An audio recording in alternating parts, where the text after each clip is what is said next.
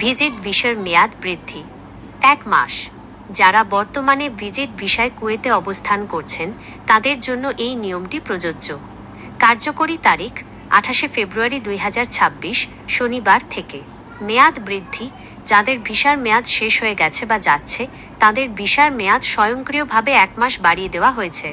সুবিধা, এর জন্য আপনাকে কোনো সরকারি দপ্তরে রেজিডেন্সি ডিপার্টমেন্ট যেতে হবে না, এটি অনলাইন সিস্টেমের মাধ্যমে অটোমেটিক হয়ে যাবে। এছাড়া এই বর্ধিত সময়ের জন্য কোনো ফি বা জরিমানা দিতে হবে না। 2 প্রবাসীদের অনুপস্থিতির সময়সীমা বৃদ্ধি 3 মাস। যারা কুয়েতের ইকামাধারী কিন্তু বর্তমানে কুয়েতের বাইরে অবস্থান করছেন তাদের জন্য এই বিশেষ ছাড়।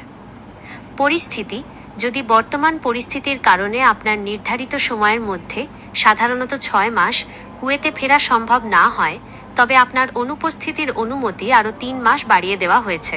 পদ্ধতি, এটিও ইলেকট্রনিক সিস্টেমের মাধ্যমে স্বয়ংক্রিয়ভাবে কার্যকর হবে। কুয়েতে সশরীরে উপস্থিতি বা কোনো বাড়তি ফির প্রয়োজন নেই।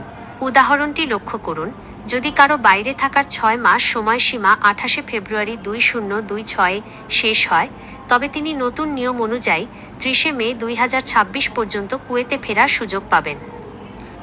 বিশেষ দ্রষ্টব্য, এই বর্ধিত মেয়াদ শুধুমাত্র অনুপস্থিতির সময়ের অ্যাবসেন্স লিমিট জন্য প্রযোজ্য। আপনার বার্ষিক ছুটির হিসাব বা চাকরির মেয়াদের সাথে এর কোনো সম্পর্ক নেই।